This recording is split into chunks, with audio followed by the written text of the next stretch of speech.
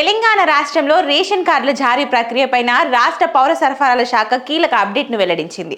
కొత్త రేషన్ కార్డుల జారీ ప్రక్రియ నిరంతరాయంగా కొనసాగుతుందని పౌర సరఫరాల శాఖ అధికారులు పేర్కొన్నారు.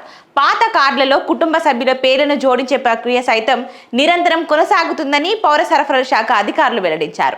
ఇంకా రేషన్ కార్డులు రాని వారు మీ సేవ కేంద్రాలలో దరఖాస్తు చేసుకోవాలని వారు సూచించారు.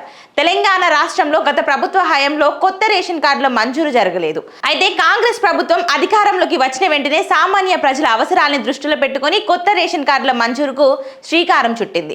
కొత్తగా పెళ్లిళ్లు చేసుకున్న వారు, కుటుంబాలుగా వేరుపడిన వారు, పిల్లలు పుట్టిన వారు చాలా మంది చాలా కాలంగా రేషన్ ప్రయోజనాలకు దూరమై ఇబ్బంది పడుతున్నారు.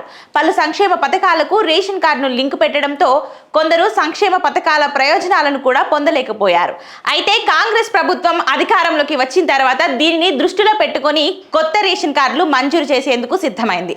ఈ క్రమంలోనే రేవంత్ రెడ్డి ప్రభుత్వ అధికారంలోకి వచ్చిన తర్వాత ప్రజాపాలన కార్యక్రమం ద్వారా కొత్త రేషన్ కార్డులను దరఖాస్తులు స్వీకరించి మంజూరు ప్రక్రియను ప్రారంభించింది.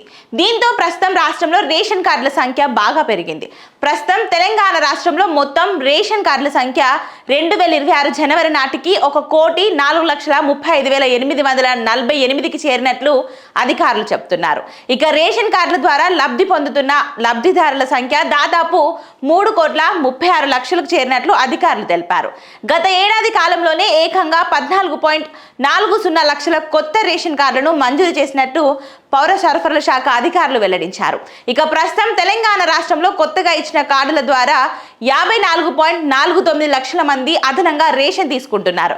ఇక రేషన్ కార్డుల విషయంలో తెలంగాణ రాష్ట్ర ప్రజానికం ఇబ్బంది పడవలసిన అవసరం లేదని, నిరంతరాయంగా కొత్త రేషన్ కార్డుల జారీ ప్రక్రియ సాగుతుందని, అవసరమైన వారు మీ సేవ ద్వారా అప్లై చేసుకోవచ్చని అధికారులు చెబుతున్నారు.